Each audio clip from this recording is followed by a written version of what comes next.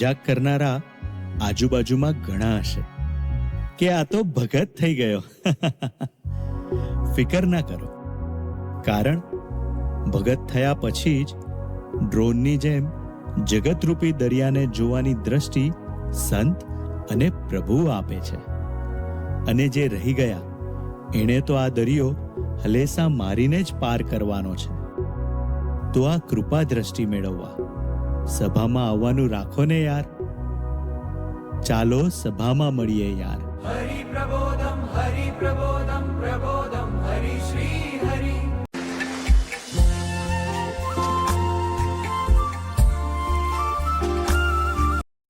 જેની સાધુ સુવાસયા જગતમાં શ્રીજી સ્વરૂપે દિશે. ધર્મ જ્ઞાન વૈરાગ્ય ભક્તિ મહિમા એક એકથી શ્રેષ્ઠ છે. બોલે બોલે મોલ શબ્દ મધુરા સાક્ષાત સુધા તું જરે. એવા સ્વામી હરિપ્રસાદ વિભુને સ્નેહે નમી સૌતરે. જેના દિવ્ય સુદિવ્ય જે ચરિતમાં વેલસી હરિ તો રહ્યા. સંબંધે થઈ શૂન્ય જે વિચરતા દાસત વધારી રહ્યા. આપે અક્ષર સુખ ભક્ત જનને સુહૃદ બની સર્વદા. એવા સ્વામી પ્રબોધદાસ ગુરુને બોલકા સહુ સેવતા. સજાનંદ સ્વામી મહારાજની જય, અક્ષર પુરુષોત્તમ મહારાજની જય, શાસ્ત્રીજી મહારાજની જય, યોગીજી મહારાજની જય, હરિપ્રસાદ સ્વામીજી મહારાજની જય જય જય. પ્રગટ ગુરુ હરિદાસાનું દાસ પ્રબોધ જીવન સ્વામીજીની જય જય જય. દાસના દાસ થવાની જય જય જય. હરિપ્રબોધમ પરિવારની જય જય જય. આજની સોમવારની સભામાં આપણી વચ્ચે દિવ્ય દેહે બિરાજમાન ગુરુ હરિ સ્વામીજી તથા દિવ્ય દેહે બિરાજમાન ગુરુ હરિ પ્રબોધ જીવન સ્વામીજી તથા સભામાં ઉપસ્થિત અમરીશો, ભાઈઓ, બહેનો, નાના ભૂલકાઓ સર્વે અક્ષરધામના મુક્તો. આપણે તો ખૂબ જ ભાગ્યશાળી છે કે આપણને સોમવારની સભામાં અલગ અલગ મુક્તો લાભ આપે. અને આજે આપણને એવા સંતોનો પણ આપણને ઓનલાઈન વિડીયો દર્શનના માધ્યમથી લાભ મળવાનો છે. એટલે પહેલાં તો હું તમને જણાવી દઉં કે આજે આપણને હરિશરણ સ્વામી, હરિપ્રિય સ્વામી, ભક્તિપ્રિય સ્વામી, પ્રભુદર્શન સ્વામી, સર્વમંગલ સ્વામી, ત્યારબાદ ગુરુ હરિ સ્વામીજી, હરિપ્રસાદ સ્વામીજી અને ગુરુ હરિ પ્રભુજીવન સ્વામીજીનો આપણને લાભ મળવાનો છે ઓનલાઈન વિડીયોના માધ્યમથી. એમાં કે આપણે સભાની શરૂઆત આપણે છે તો એક સરસ મજાની એક શાયરી છે અને એ શાયરીથી કરીશું. તો मैंने सूरज को ढलते हुए देखा है, ज़माने में लोगों का रंग बदलते हुए देखा है. यहाँ सब अपनी टूटी हुई किस्मत लेके बैठे हैं. यहाँ सब अपनी टूटी हुई किस्मत लेके बैठे हैं. मैंने गुरुहरि के प्रेम से उन टूटी किस्मत को बदलते हुए देखा है.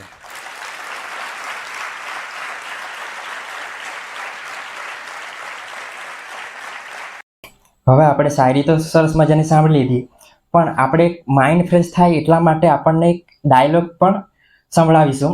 કે એ ડાયલોગ અમે સાંભળીશું આપણે. ખૂબ સરસ છે એ પણ સાંભળીએ. Point of the story is that કે તમે કોની સાથે બેઠા છો ધ્યાન રાખો. એક જગ્યાએ સોનાની અને પિત્તળની બે દુકાનો બાજુમાં જ હતી. એમાં પિત્તળની દુકાનમાં સોનાની કટકી ઉડીને આવી. તે સોનાની કટકી ને પિત્તળની કટકી બે જણા વાતો કરે છે આપણા જેવું જ. પિત્તળે સોનાને કીધું કે સોના એક કામ કરને, આપણે બે એક જ કલર દેખાય છે, એક કામ કર કે બહુ મજબૂત વાત છે બહુ નાની. પિત્તળે સોનાને કીધું કે એક કામ કર, તારામાં મને ભેળવી લે એટલે તારો વજન વધી જાય. તો સોનું શું કે ખબર? અમારી કિંમત વજન ઉપર ન હોય, અમારી કિંમત કેરેટ ઉપર હોય.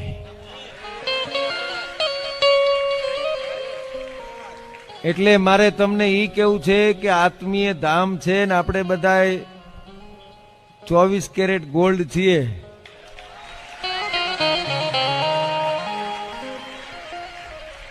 વાત એ કહું છું, કોઈ પિત્તળની કટકી આવીને એમ કે ભેળવી લેજો તમારો વજન વધી જાય છે, ના પાડી દેજો. અમારી કિંમત વજન ઉપર ન હોય, અમારી કિંમત તો કેરેટ ઉપર હોય મારા વાલા. વજન ઉપર થોડી કિંમત હોય. હવે આપણે હરિશરણ સ્વામી કે જેઓ લંડનમાં ખૂબ મોટી પોસ્ટ પર જોબ કરતા હતા અને એ જોબ છોડીને સાધુ બન્યા. હવે વિચાર કરો કે એ વ્યક્તિમાં નોલેજ કેટલું હશે તો સાધુ બન્યા ને, એમ જ સાધુ નથી બની જતા. તો એવા વ્યક્તિ જે સાધુ બની ગયા અને એમણે પ્રસંગ શેર કર્યો, અને એ પ્રસંગ એવો છે કે જે એ વડોદરામાં હતા સ્વામીજી, યાની આ હરિચરણ સ્વામી વડોદરામાં હતા. ત્યાં એમને આણંદથી એક મોટો બિલ્ડર એણે ફોન કર્યો એમ, અને ફોન કરીને હરિશરણ સ્વામીને એમ કહેતો હતો કે હું પ્રબોધ સ્વામીને તો પહેલાં તો ખૂબ જ નેગેટિવ જોતો હતો એનામાં, અને પહેલાં તો એવું વિચારતો હતો કે પ્રબોધ સ્વામીમાં ભગવાન કઈ રીતના કામ કરી શકશે, અથવા તો મેં એમ સમજતો હતો કે પ્રબોધ સ્વામી કંઈ એવા પુરુષ હશે, સુપ્રીમ પુરુષ, એવું મેં વિચારતો હતો એમ. અને મેં જોયું એમ, અને મારો એક પ્રસંગ અનુભવ થયો એમ, તેમાં મને પ્રબોધ સ્વામીજી પ્રત્યે મને વિશ્વાસ આવ્યો કે ખરેખર એમાં ભગવાન રહ્યા છે એમ. તો આપણે એ જ પ્રસંગ આપણે હરિશરણ સ્વામીના માધ્યમથી, આપણે વિડીયો દર્શનના માધ્યમથી સાંભળીએ એટલે આપણને વધારે ખ્યાલ આવે, કારણ કે સંતો આપણને જે ગોષ્ઠી કરીને સંભળાવે તેમાં અદ્ભુત હોય છે. એટલે એમનો વિડીયો ચાલુ કરશે આનંદભાઈ. મેં આણંદમાં હતા ને એક વડોદરાના બહુ જ મોટા બિલ્ડરનો ફોન આવ્યો કે મારે પ્રબોધ સ્વામીજીને મળવું છે. મેં કહું પધારી જાઓ, અહીંયા જ છે. એટલે એ પ્રબોધ સ્વામીજીને એ બિલ્ડર જાતે વાત કરે છે કે સ્વામીજી, હું એક તો માફી માંગવા આવ્યો છું તમારી, અને આશીર્વાદ લેવા કે તમે આણંદ આવ્યા ત્યારે મારા માઇન્ડમાં બધી બહુ જ નેગેટિવિટી તમારા માટે હતી. બહુ એટલે બહુ મારા માઇન્ડમાં નેગેટિવિટી હતી. એટલે હું એવા જ માણસોને એટ્રેક્ટ કરું જેવા ભાવ હોય મારા માઇન્ડમાં. એટલે મને એવા લોકો મળવા આવતા હતા કે જે તમારું માઇનસ પોઈન્ટ કે. પછી તમારો સમયો હતો સુરતની બાજુમાં કોડી ભરથાણા ગામમાં. એટલે મેં વિચાર્યું કે જોઈએ કે પ્રબોધ સ્વામી કેવા છે, ટેસ્ટ કરીએ. એટલે એ તો બહુ મોટા બિલ્ડર, ઓનલાઈન સમયો તો લાઈવ આખો. એટલે 5 વાગ્યાથી લાઈવ બ્રોડકાસ્ટિંગ હતું અને 4:30 બેસી ગયા. Laptop, uninterrupted internet, high speed, નાસ્તો લીધો, પીવાનું લીધું, અને એમને નક્કી કર્યું કે પ્રબોધ સ્વામીજીનો આ સમયો ચાલશે ને હું ઓબ્ઝર્વ કરીશ, એના પરથી એમના વર્તન પરથી ખબર પડી જશે કે આ સાચા છે કે ખોટા. આ બાજુ સંતો બી બધી તૈયારી કરે કોડી ભરથાણા કે પ્રબોધ સ્વામીજીનું રથમાં સ્વાગત કરવું, એમની એન્ટ્રી કરવી. તો એન્ટ્રીનો ટાઈમ 6:30 નો હતો. પ્રબોધ સ્વામીજી જ્યાં ઉતારા ઉપર હતા ત્યાંથી બધા સારથીને સેવકોને કે આપણે ચાલો કે વહેલા જતા રહે. તો કે આપણને આદેશ 6:30 નો આવ્યો છે, પ્રોગ્રામ પ્રમાણે 6:30 સ્પોટ ઉપર પહોંચવાનું. તો કે ના, કે આપણે વહેલા પહોંચી જઈએ, કે આપણે વહેલા રથમાં બેસી જઈશું. કે શું ફેર પડે છે? કે એટલે ફેર પડે છે એટલે પ્રોગ્રામ ડિસ્ટર્બ થઈ જાય આખો. તોય પ્રબોધ સ્વામીજી 6 વાગે આવી ગયા. હજી તો અડધો કલાક કશું તૈયારી હતી નહીં. એટલે પ્રબોધ સ્વામીજી કે ચાલો કે આપણે રસોડામાં જઈ આવીએ. અહીંયા પ્રશ્ન એ હતો કે 1.25 લાખ ભક્તો એ ટાઈમે કેમ્પસમાં હાજર હતા, સેવકો અને ભક્તો સાથે. રસોડાની સેવામાં સેવા કરતો એક નાનકડો યુવક જે શાક કાપવાની સેવા કરતો હતો, જે કોઈ આઈઆઈટી બોમ્બેમાંથી એને ડિગ્રી નહોતી લીધી, સુરતનો નહોતો, સુરતના એક કન્ટ્રી સાઈડ નાનકડા ગામનો હતો, કે જ્યાં એને કોરોનામાં પણ એજ્યુકેશન લેવા માટે ઝાડ ઉપર જવું પડતું હતું, એવા ગામમાંથી આવતો હતો. અને એને શાક સમારતા સમારતા સંકલ્પ કર્યો કે સમયો ચાલુ થતા પહેલા જો પ્રબોધ સ્વામીજી અહીંયા મને દર્શન દેવા આપે તો હું માનું કે હરિપ્રસાદ સ્વામી ધરતી ઉપર છે. કે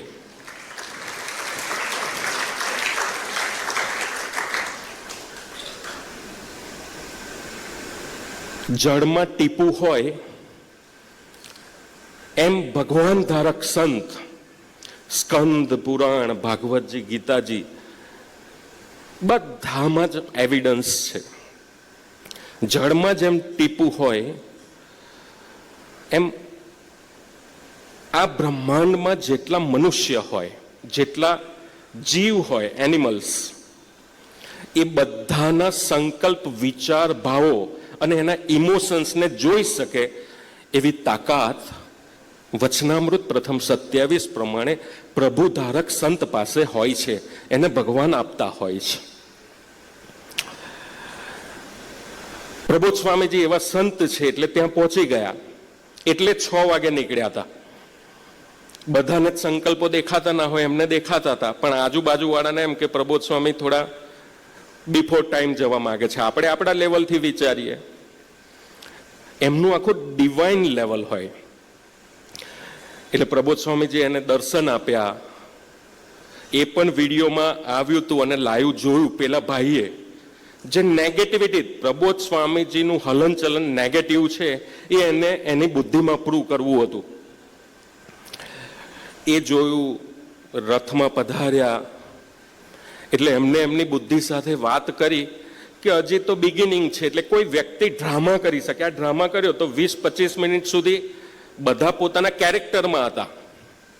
એટલે એને એવું લાગ્યું કે પ્રબોધ સ્વામીજી પોતાના કેરેક્ટરમાં હશે, દાસત્વના, ઇનોસન્સીના, એક નેચરાલિટીના. Let's see, let's take time. 1 કલાક ગયો, 2 કલાક ગયો, 3 કલાક ગયા. ભૂપેન્દ્રભાઈ ગુજરાતના CM પધાર્યા. એમની સાથે પ્રબોધ સ્વામીજીનું એને ઇન્ટરેક્શન જોયું. 1.25 લાખ યુવકો પ્રબોધ સ્વામીને ચીયર કરતા હતા, જય બોલાવતા હતા, એ પણ જોયું. રથમાં એન્ટ્રી કરી એ પણ જોયું. એમનો સંવાદ કર્યો એ પણ જોયું. નૃત્ય કર્યું એ પણ જોયું.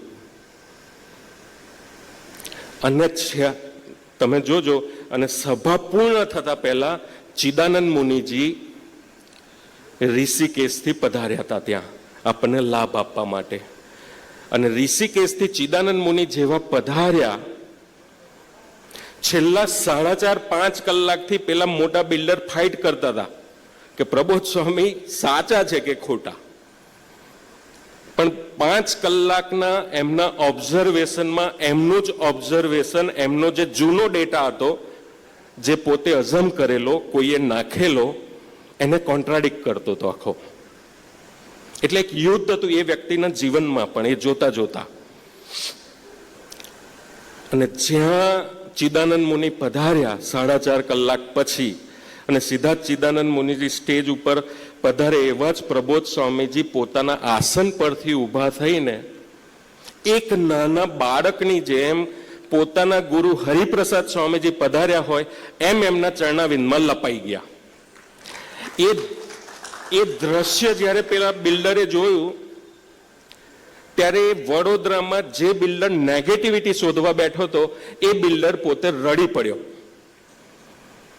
અને આ આખો પ્રસંગ એમને જાતે કન્ફેસ કર્યો પ્રબોધ સ્વામીજી આગળ આણંદમાં કે દયાળુ, મેં આવું ટેસ્ટિંગ કર્યું છે. 5.5 કલાક તમારામાં નેગેટિવિટી શોધવા મેં કાઢ્યા, પણ 5.5 કલાક નેગેટિવિટી તો દૂરની વાત છે, તમારામાં દિવ્યતા સિવાય મને કશું દેખાયું નથી.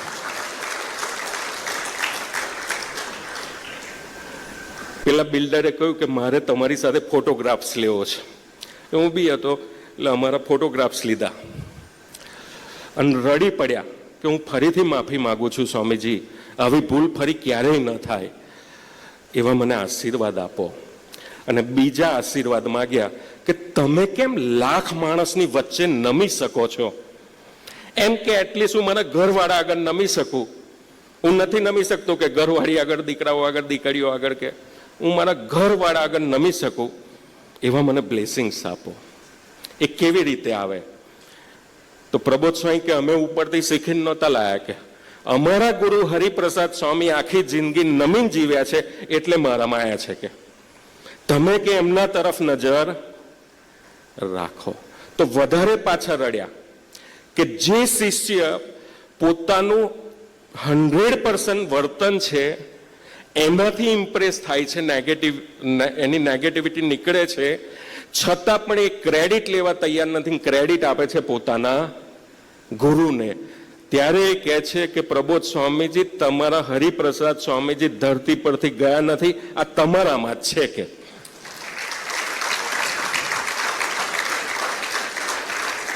પ્રકાશ યુક્ત ગુરુના આ જીવનમાં ડૂબું તો મને ફાયદો શું થાય?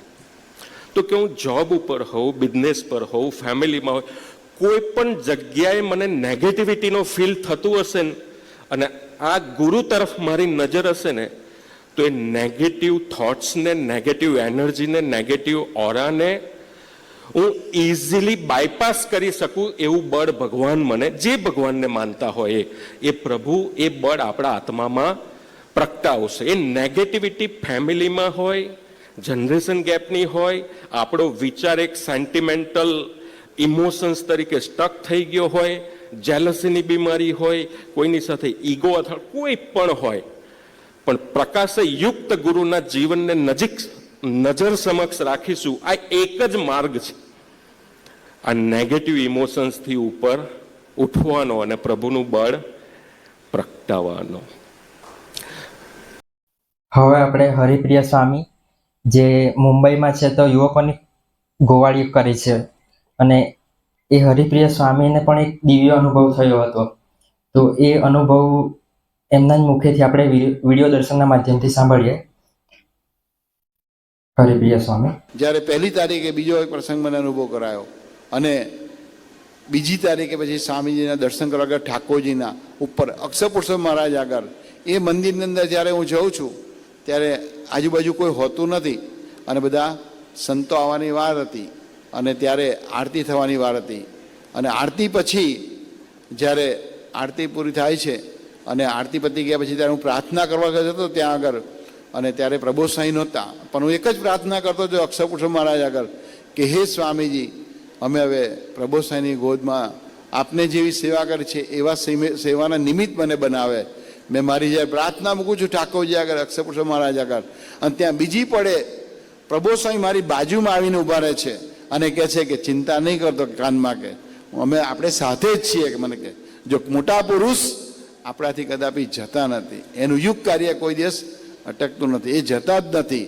આપણે માનીએ છીએ, સ્વામીજીના ચરણો પ્રાર્થના કરી છે કે આપણને આવા પુરુષની ગોદ આપીને ગયા છે. ત્યારબાદ એમણે ખૂબ જ સરસ લાઈન કીધી છે, એ પણ સાંભળીએ હરિપ્રિય સ્વામીએ. દરેકના જીવનમાં નિશ્ચિંતા નિર્ભયતા હોય છે. સ્વામી પ્રભુ સાંઈ શું આપણને આજ્ઞા કરે છે? ગમે તેવી પરિસ્થિતિ થાય તમે ભજન નહીં છોડતા, ભજનનું બળ લેજો, સાથે સાથે પુકાર કરજો. આજે આપણે વિચાર કરીએ, આપણે સંસારિક જન્મ હોય, દરેકને પ્રોબ્લેમ તો રહેવાના જ છે. હરિપ્રિય સ્વામીએ એક બીજો પ્રસંગ કીધો છે, અને એ પ્રસંગ એવો છે, એક જોબ માટે, એક દીકરાનો છે. જોબ માટે, જે દીકરાઓ છે ને એમના માટે છે, જેમને જોબ મળતી નહીં હતી, અથવા તો મળતી હતી પણ એ જોબ છે તો ભગવાનની ઈચ્છા નહીં હશે તો જોબ છૂટી ગઈ હશે એમ. એટલે એ દીકરાનો એ પ્રસંગ એમના મુખેથી જ કહેશે. એ વિડીયો દર્શનના માધ્યમથી સાંભળીએ. જીવનનો પ્રોબ્લેમ દરેક યુવકો આજે ભણતા હોય, જેને પ્રોબ્લેમ હોય, જોબ વાળાને અલગ પ્રોબ્લેમ હોય. આપણે જોબમાં આપણે બધા યુવકો બધા પ્રસંગો સાંભળીએ જ છીએ.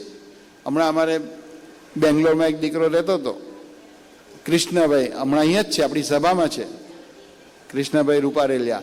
તો અચાનક જ એને જોબ પરથી એવું કીધું કે આવતીકાલથી તમારે જોબ પર નહીં આવવાનું. આઈટીમાં તો એવું જ હોય, ગમે ત્યારે તમને રજા આપી દે. આપણું પોતાનું વ્યક્તિગત જીવન કેવું છે કે ગમે ત્યારે આપણને રજા આપી દે એમ, પણ આપણને ભગવાન કેવા મળ્યા છે એનો વિચાર કર્યો તો આપણને એનો કેપ કાંટો રહે. આપણે એટલે કહીએ છીએ કે આપણા રોટલાની જવાબદારી ભગવાન સ્વામિનારાયણ અને હરિપ્રસાદ સ્વામીને પ્રબોધ સ્વામી લીધેલી છે. આપણે ચિંતા નહીં કરવાની. આપણા ઘણા દીકરાઓ નિશ્ચિંતાથી જીવે છે. કૃષ્ણએ કીધું કંઈ વાંધો નહીં. મેં કીધું ફોન આવ્યો છે, મેં કહું આપણે પ્રબોધ, અમે એવડી હતા ત્યાં પ્રબોધ સ્વામી ધૂન કરતા હતા. મેં કહું પ્રબોધ સ્વામી કહી દો કે રોટલા તો ભગવાને માથે લીધા છે, એની ચિંતા કરવાની જરૂર નથી. એને મેં કીધું ભજન કરજો. પ્રબોધ સ્વામી કીધું, મેં કહું સ્વામી મારી એક પ્રાર્થના છે, તમે નવી જોબ અપાવો તો તો બેંગ્લોર નહીં પણ મુંબઈ મળે એવી પ્રાર્થના છે મારી. અને પ્રબોધ સ્વામી પછી હસતા હતા, મને કે તમારો બી સંકલ્પ મહારાજ પૂરો કરશે, ચિંતા નહીં કરતા. અને એ છોકરાએ 1 મહિનો ત્યાં બેંગ્લોર રહ્યો અને ભજન કર્યું, અને એના ફળ સ્વરૂપે ત્યાં તો કોઈ જોબ ન મળી. પછી એને થયું કે હવે મમ્મી પપ્પાની સેવા કરવા જઈ આવું, તો મને કે હું અઠવાડિયું રહેવા આવું છું. મેં કહું આવી જાઓ અહીંયા મુંબઈ.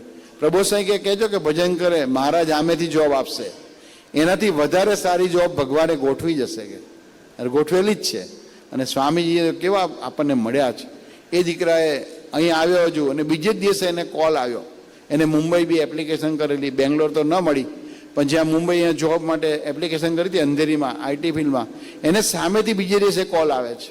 જેવો મુંબઈ આવે છે અને બીજે દિવસે કે તમે આવતીકાલે ઇન્ટરવ્યૂ માટે અહીં આવી જાઓ. અને સ્વામીની કૃપા કેવી કે એ કંપનીવાળાએ એવું કીધું કે તમે ક્યારે જોબ જોઈન કરવી છે, સામેથી કીધું.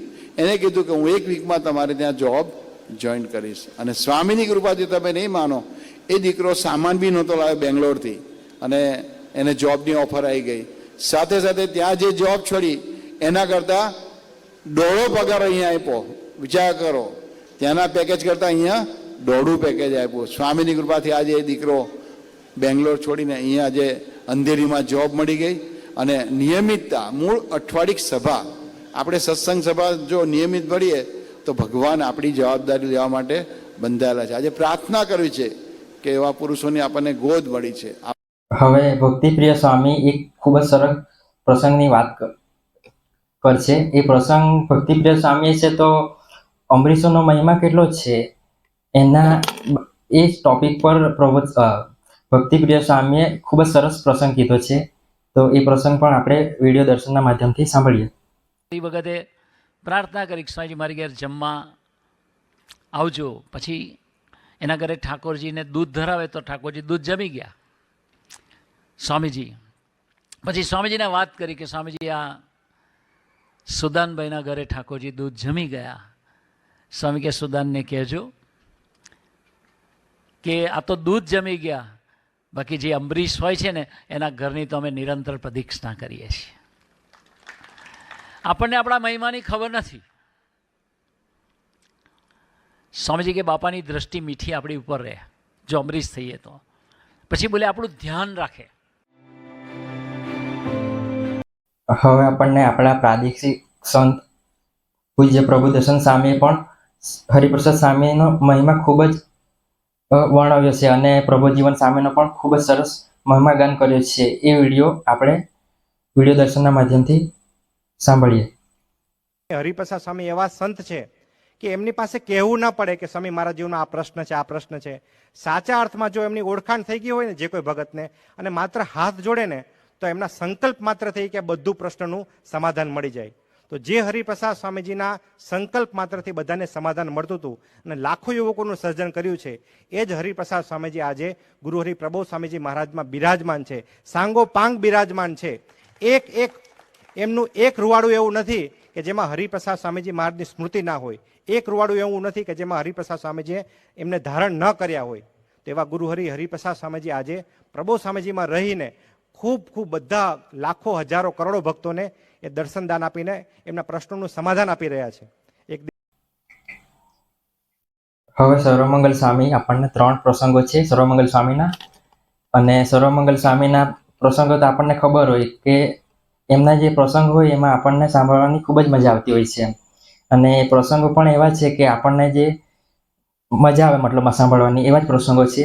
તો એમાં જે પહેલો પ્રસંગ છે એમાં સર્વમંગલ સ્વામીએ એ ટોપિક પર વાત કરી છે કે આપણને કોની પ્રાપ્તિ થઈ છે. એ મતલબમાં પ્રસંગનું હેડિંગ છે મતલબમાં. તો એ પ્રસંગ આપણે સાંભળીએ. પહેલો પ્રસંગ સર્વમંગલ સ્વામી કહેશે વિડીયો દર્શનના માધ્યમથી. તમને જો કદાચ ખબર હોય ને તો હવે તો ખબર નથી, જીતુભાઈ નીકળે ઘોર છોડે છે ફોફડિયા, ઘોરી આવે હવનના પોરમાં દંડો લઈને હાથ પાડે, એ આવે ને એટલે ભેહોન ખબર પડી જાય કે મારે જવાન છે. બોલો, મોટામાં મોટી વિશેષતા એ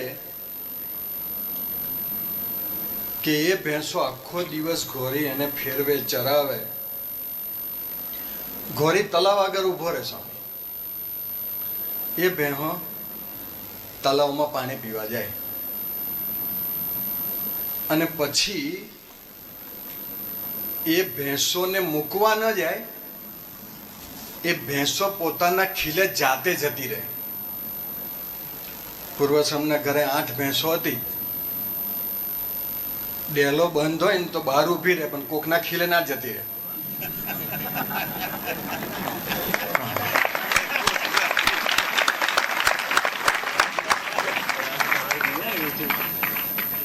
એટલે આપણે નસીબદાર એટલા માટે છે કે આ ઘોરી હાચા મળ્યા, ચિંતા, અને ખીલોય હાચો મળ્યો, માલિકય હાચા મળ્યા. હવે બીજાને ઘરે જઈને ઊભા નહીં રહેતા, મારો કહેવાનો મતલબ આ. ભેંસને સ્વામી અડારાની બહાર રાખો કે અડારાની અંદર રાખો, અડારામ પંખાવાળું રાખો કે ગમે તે રાખો, પણ એ જાય પોતાના માલિકના ઘરે જ છે, કારણ એના માલિકને વફાદાર હોય. બીજો પ્રસંગ છે સર્વમંગલ સ્વામી ખૂબ જ સરસ એ પ્રસંગની વાત કરી છે. કોઈ પણ માણસને આ જન્મે જે વૃત્તિ રહી જાય ને તો ભગવાન છે ને એ વૃત્તિ બીજા જન્મ લેવાડે, મતલબ એમ. એટલે આપણે કોઈ પણ એવી વૃત્તિ આ જન્મમાં નહીં કરવાની કે આપણે એ વૃત્તિને માટે ભગવાન આપણને બીજો જન્મ આપે એમ. તો એ પ્રસંગ યુપીનો છે એમ, અને એ યુપીનો જે પ્રસંગ છે એ સર્વમંગલ સ્વામી આપણને વિડીયો દર્શનના માધ્યમથી આપણે એ સાંભળ્યું છે એમ. ત્યાં યુપીનો આ પ્રસંગ છે અને યુપીના એક અમરીશ ભગતની બાજુમાં એક પરોક્ષની વ્યક્તિ હતી અને પરોક્ષની વ્યક્તિના ઘરે જ્યારે હસબન્ડ અને વાઈફ બંને જણા પોતાના પલંગ ઉપર સૂઈ જાય એટલે એક લાંબો સાપ આવી અને એની મિસિસની પલંગની નીચે સૂઈ જાય. મિસિસ ઊભા થઈ જાય એટલે એ તરત જતો રહે, દરમાં જતો રહે, નુકસાન નહોતો કરતો કોઈને, પણ છતાં બી બીક તો બધાને જ લાગે. આ વાત એમને પ્રાદેશિક સંતને કરી, પ્રાદેશિક પેલા અમરીશને કરી, અમરીશે પ્રાદેશિક સંતને કરી, પ્રાદેશિક સંતે સ્વામીજીને કરી. ત્યારે સ્વામીજી એવું બોલ્યા, સ્વામી કે આજે જે સાપ છે ને, એક બેન રોજ ત્યાં પૂજા કરવા આવે અને એમાં એની નજર ચોંટી ગઈ, એ વ્યક્તિ ગમી ગઈ. એક દિવસ એ પૂજારીએ દીકરીને પ્રપોઝ કર્યું કે મારે તારી સાથે લગ્ન કરવા છે. પેલા બેનને તો કલ્પના જ નહીં, પણ ત્યાં એ રડીને એટલું બધું ધ્રુસકે રડ્યા, એટલું બધું રડ્યા કે ત્યાં એક્સપાયર થઈ ગયા. કેમ કે અમુક વખત શોખ આપણને લાગે, આપણે ધાર્યું ના હોય એવો પ્રસંગ બની જાય. અને પછી સ્વામીજી બોલ્યા, સ્વામી કે દીકરી એ તારી મિસિસ અને પેલો જે સાપ એ પૂજારી. એક વૃત્તિ રહી ગઈ, એ વૃત્તિ એને બીજા જન્મે જન્મ લેવડાવ્યો સાપ સ્વરૂપે. ત્રીજો એક પ્રસંગ છે, એમાં એક કાર્યકર્તા બેન છે એમ. હવે તેને પણ એવી વૃત્તિ રહી ગયેલી કે મારે અમેરિકા જવું છે એમ. એવી એને એક વૃત્તિ રહી ગયેલી એમ. અને એ પ્રસંગ આપણે સર્વમંગલ સ્વામીનું જે વિડીયો દર્શન ક્લિપ છે એના માધ્યમથી સાંભળીએ. આપણા સત્સંગમાં બહુ પ્રચલિત પ્રસંગ છે કે એક બેનને અમેરિકા જવું હતું. કાર્યકર્તા બેન હતા, બહુ સમજાવ્યા છતાં બી એ પોતે નક્કી જ હતું કે મારે અમેરિકા જવું જ છે. અને ત્યારે અમેરિકામાં આપણા એક હરિભગત છે, હરિભગતના ઘરે એક દીકરીનો જન્મ થયો અને એ દીકરી 5 વર્ષ સુધી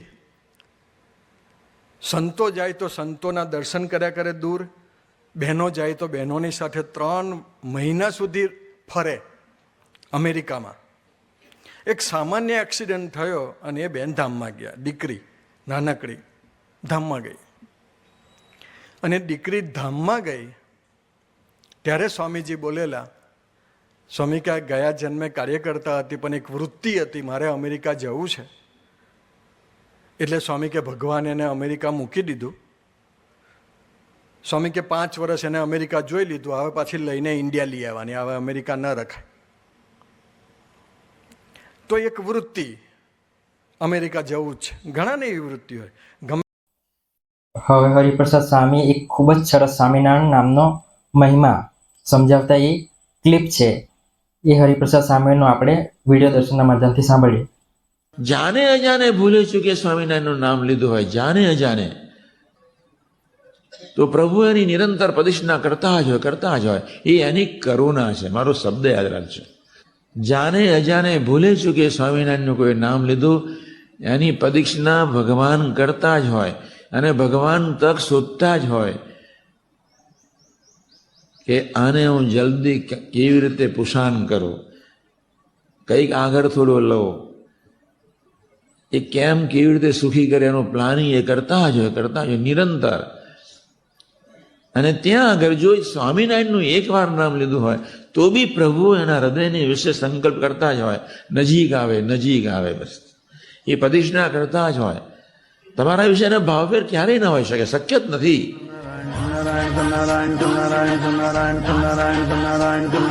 હવે આપણે જે રાહ જોઈ રહ્યા હતા એ ઘડી આવી ગઈ છે. એટલે કે હવે આપણે પ્રબોધજીવન સ્વામીના 4 પ્રસંગ પ્રબોધ સ્વામી પોતે વિડીયો દર્શનના માધ્યમથી કહેશે, એટલે આપણે સાંભળીશું. એમાં પહેલો પ્રસંગ પ્રબોધ સ્વામીએ ગુરુ હરિપ્રસાદ સ્વામીજીનો છે એ પ્રસંગ.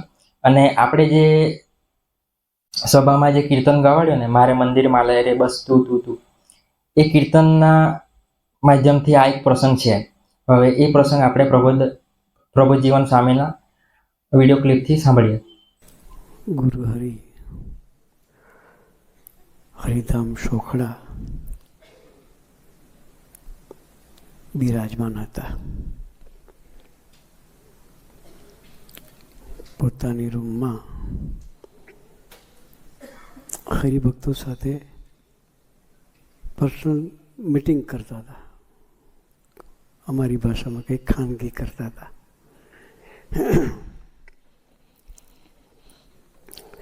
એ ટાઈમે એક નાનું સભાનું આયોજન કર્યું હતું. સ્વામીજી રહેતા હતા એ જ બિલ્ડિંગમાં, પાછળ હોલ હતો, એમાં સભા હતી. સ્વામીજી રૂમમાં ખાનગી કરીને સભામાં પધારવાના હતા.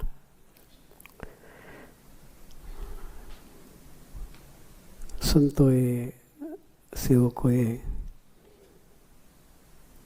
ભજન ગાવાની શરૂઆત કરી.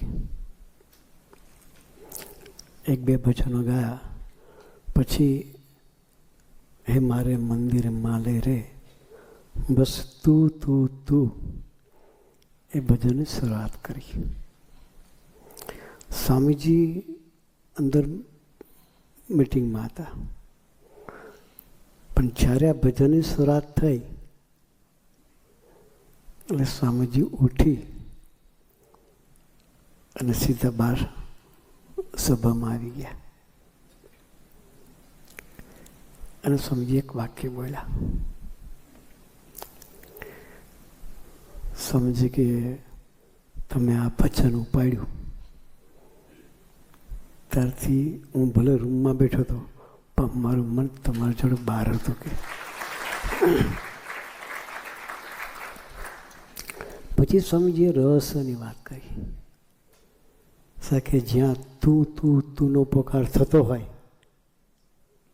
જ્યાં એટલે એની વેર ગમે ત્યાં, એ લંડનવાળા તું તું તું કરતા હોય કે શિકાગોવાળા તું તું તું કરતા હોય, જ્યાં તું તું તુંનો પોકાર થતો હોય ત્યાં દોડીને પહોંચી જઉં છું.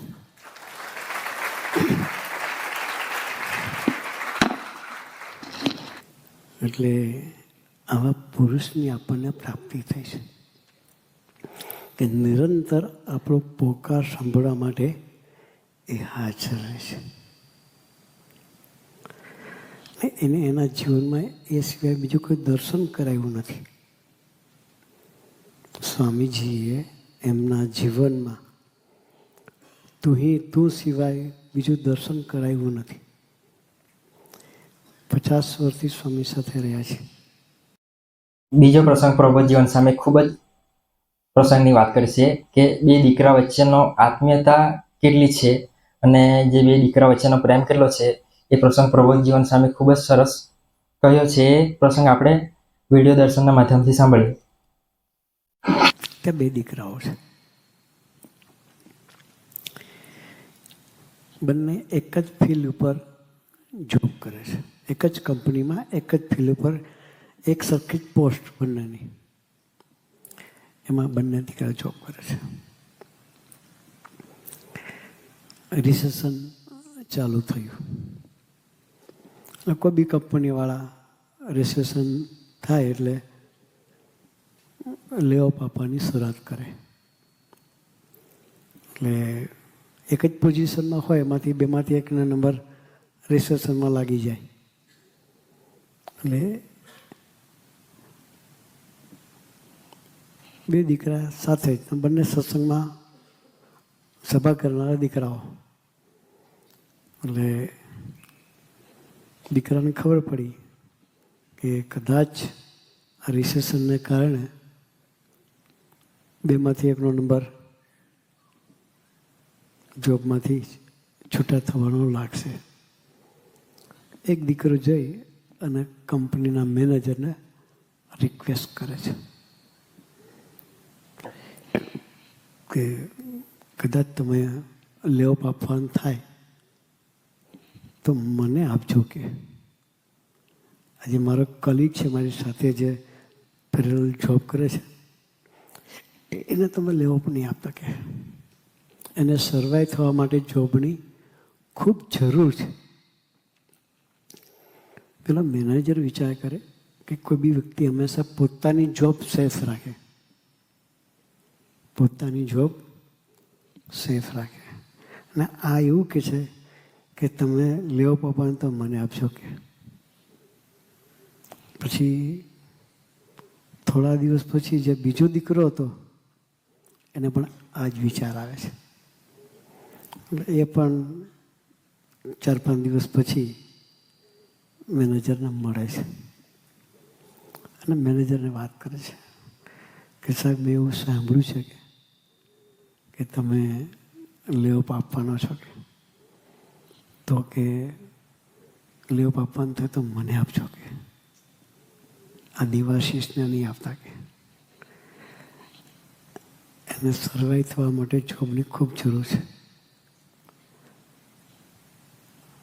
અને ફેમિલી ફાધરને બધા બીમાર છે એટલે એને જોબની ખૂબ જરૂર છે, તો તમે એને લેઓપ નહીં આપતા. મેનેજર વિચાર કરે કે આ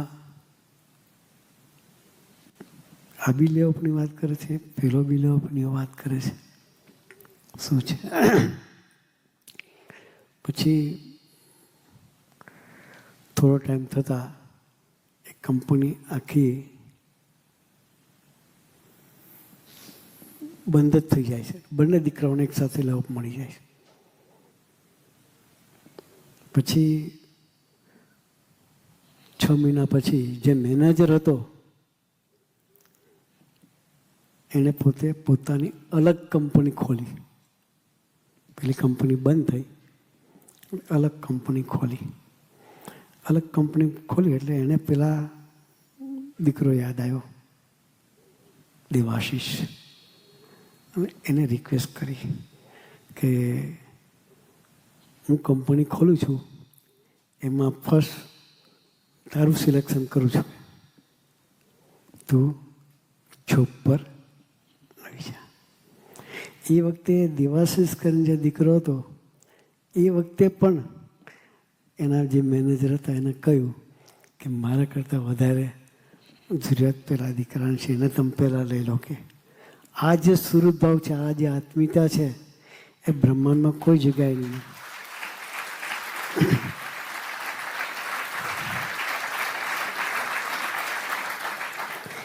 ત્રીજો પ્રસંગ પ્રબોધજીવન સ્વામીએ ખૂબ જ સરસ કહ્યો છે કે એ પ્રસંગ છે તો સિંહના બચ્ચાનો છે. એમ સિંહનો બચ્ચાનો પ્રસંગ એ ખૂબ જ સરસ છે. પ્રભુ જીવન સામે આપણને વિડીયો દર્શનના માધ્યમથી એ પ્રસંગ સાંભળ્યો.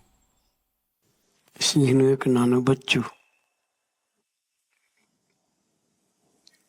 એના માંથી જુદું પડી ગયું.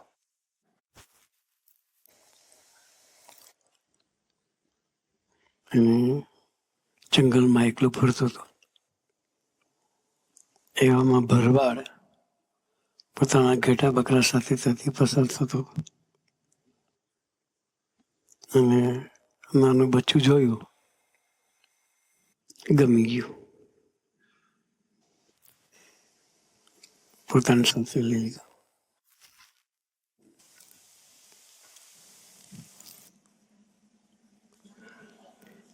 પોતાની સાથે લઈ ધીરે ધીરે એને મોટું કર્યું. ભરવાડ જોતો બકરાના ઘેટા જ હોય એટલે એની સાથે રહે અને એની સાથે આનંદ કરે. એમ કરતા કરતા ધીરે ધીરે મોટું થતું ગયું. પણ બકરા જેવું થઈ ગયેલું. ઘાસ ખાય અને બે બે બે કરે. સિંહ જન્મજાત સિંહ, પણ જેવો સંગ એવો રંગ લાગે. એટલે બકરા જોડે રહ્યું એટલે બકરા જેવું થઈ ગયું. એને પોતાની એફિશિયન્સી, પોતાની જાત બધી ભૂલાઈ ગઈ. પછી એક દિવસ સિંહ શિકાર કરવા નીકળ્યો. એટલે બધા બકરા અને ભરવાડ બધા નાઠા ભાગે, જીવ બચાવવા માટે બધા ભાગે. એની સાથે આ સિંહનું બચ્ચું પણ ભાગ્યું. એટલે સિંહે જોયું કે આ તો આપણી નાતનું છે, કે એ કેમ ભાગે. એટલે એને શિકાર કરવાનું છોડી અને જે સિંહનું બચ્ચું હતું એને પકડ્યું. અને પેલો એકદમ ગભરાટ, શિકાર થઈ ગયો હોય ને મોત આવી ગયું હોય એવું ગભરાઈ ગયું બચ્ચું. તો સિંહે કહ્યું, તું આની સાથે કેમ જઈ શકે? તું તો સિંહ છું, કે તું બકરા કે ઘેટામાં ચાલે નહીં, કે એ તો આપણો ખોરાક છે. કે એટલો આમ ગભરાતો તો હોય. પછી એને તને પોતાનું મોડું કેવું છે ખબર નહોતી. એ વખતે અરીસા નહોતા. એને સિંહે પેલા બચ્ચાને કૂવા પાસે લઈ ગયો. પછી એને કહ્યું કૂવામાં જોવાનું કહ્યું. એટલે સિંહે પણ કૂવામાં જોયું અને પેલા બચ્ચાએ પણ કૂવામાં જોયું કે જો તું મારા જેવો છો, કે એના સ્વરૂપનું એને જ્ઞાન કર્યું. શું કર્યું? સિંહને એના સ્વરૂપનું જ્ઞાન કરાયું કે તું મારા જેવો સિંહ છું, તું બકરી નથી. પછી એને ત્રાડ પાડી કે હવે તું ત્રાડ પાડ. કે પછી એને ત્રાડ પાડી. એને થયું કે હું બકરી નથી, હું સિંહ છું. એમ આપણે બધાએ અહીં આવ્યા છીએ એ બધા સ્વામીજીના સિંહ થવા માટે આવ્યા છે. ઘાસ ખાવું એ આપણો ખોરાક નથી. સમજી ગયા? એના સમજ્યા? ખરેખર સમજી ગયા? સર્વમંગલ સાંઈ જે વાત કરી ને એ વાતને વિચારવી છે આપણે. એ ઘાસને સિંહ થવાની વાત કરી એણે. વૃત્તિઓને સંકેલવાની જે વાત કરી ને એ સિંહ થવાની વાત કરી છે. હવે આપણા જીવનમાં ભગવાનનું બળ શું કામ કરે છે એ ખૂબ જ સરસ લાઈન પ્રબોધજીવન સ્વામી કહે છે. એમ તે લાઈન આપણે વિડીયો દર્શનના માધ્યમથી સાંભળીએ. આપણા જીવનમાં ભગવાનનું બળ શું કામ કરે છે. આપણે લે કે આપણે એકલા છીએ, આપણું કોઈ નથી, મારું કોણ. ખરેખર આમ જોઈએ તો એકલા છીએ લૌકિક દ્રષ્ટિએ તો, પણ આપણે એકલા નથી. હો, આપણી સાથે સ્વામીજી છે. જ્યાં સાથે સ્વામીજી હોય ને ત્યાં આપણી જીત જ હોય. ગભરાવાની કાંઈ જરૂરિયાત નથી. સ્વામીજીને સંભાળીને બળ માગવાનું કે સ્વામીજી અમે તમારે ભરોસે બેઠા છીએ. ભગવાનના રાજમાં દેર છે અંધેર નથી. હો, ભજન કરાવડાવે. ભજન એટલે કરાવડાવે કે તને ખબર કે હું તારે લઈને હું છું. ચોથો એક પ્રસંગ છે પ્રબોધજીવન સ્વામીનો લાસ્ટ પ્રસંગ. એ પ્રસંગમાં પ્રબોધ સ્વામી સ્વામીજીનો સ્વધર્મ કેવો હતો, હરિપ્રસાદ સ્વામીનો સ્વધર્મ કેવો હતો એ પ્રસંગ વર્ણવ્યો છે. એ પ્રસંગ પણ આપણે વિડીયો દર્શનના માધ્યમથી સાંભળીએ. સ્વામીજીને એક દીકરીએ કાગળ લખેલો. સ્વામીજી યુવકમાં હતા ત્યારે, સ્ટુડન્ટ લાઈફમાં ભણતા હતા ત્યારે. સ્વામીનું પવિત્ર જીવન કેવું હતું. દીકરીએ કાગળ લખ્યો કે મને તમારી સાથે પ્રેમ છે.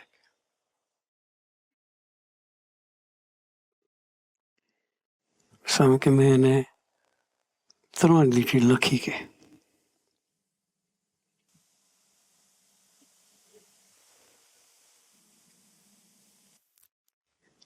મેં એને લખ્યું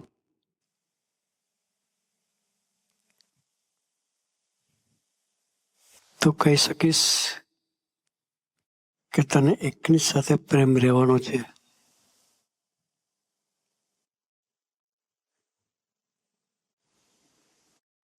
તું કહી શકીશ કે તને એકની સાથે જ પ્રેમ રહેવાનો છે.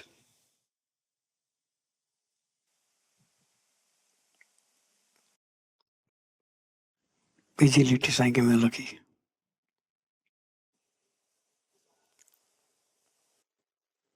કે મારા જીવનનું ધ્યેય જુદું છે.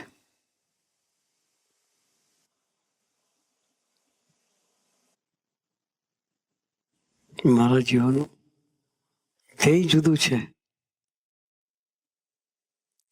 હું આવા લૌકિક પ્રેમથી અંજાવ્યો પુરુષ નથી.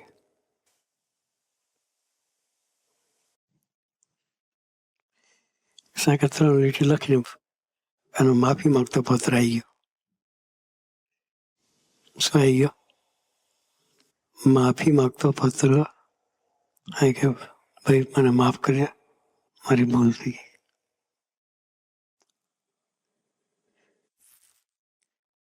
સમજી આ આંખ મારી જગતના ચામડા જોવા માટે નથી કે એવો કડક શબ્દ સમજી લખેલો. આંખ ભગવાનના દર્શન કરવા માટે છે, બસ પેલા માટે નથી. તું સહકાર આપવાની છું આ કે શક્ય જ નથી એ સહકાર આપી શકે એમ માફી મુક્ત કાગળ આવી ગયો. એમ સ્વામીજીને સ્વધર્મ ખૂબ ગમતો. એવા સ્વધર્મથી સ્વામીજી જીવા છે. ક્યારેય કોઈને આંખ નથી આપી સ્વામીજી.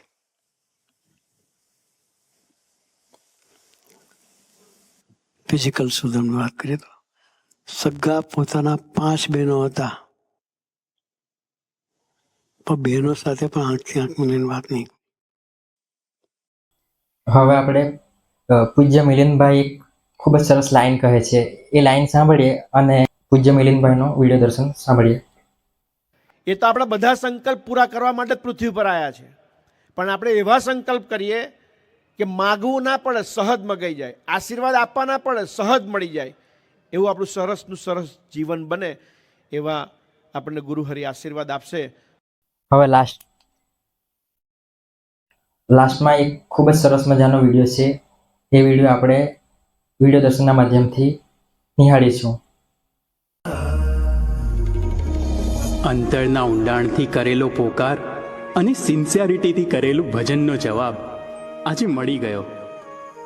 પૂર્ણ પુરુષોત્તમ શ્રી સહજાનંદ સ્વામીજી મહારાજ કે હરિપ્રસાદ સ્વામીજી એ જુદા નથી. એના એ જ પ્રભુ આજે પ્રગટ સ્વરૂપે શ્રી હરિપ્રસાદ સ્વામીજી રૂપે મને મળી ગયા. ખાલી મને જ નહીં, આપણને સૌને મળી ગયા. એટલે જ આપણા ભાગ્યનો કોઈ પાર નથી.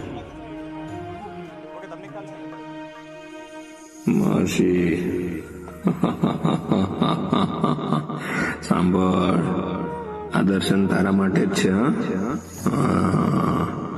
બીજા કોઈને કહેતો નહીં.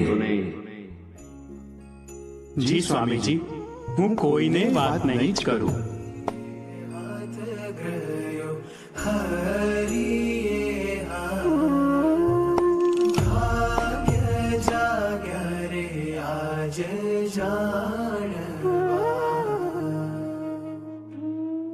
ઓગસ્ટ 2 તો આજે બધાને અલગ અલગ સંતોના પ્રવચન સાંભળીને મજા તો આવી હશે. તો આજના દિવસે પ્રબોધજીવન સ્વામીને એ જ પ્રાર્થના કરીએ, ગુરુહરિ સ્વામીજી તથા ગુરુહરિ પ્રબોધજીવન સ્વામીજી એ માર્ગે બધાને લઈ જાય, એ જ પ્રાર્થના સહજાનંદ સ્વામી મહારાજની. જે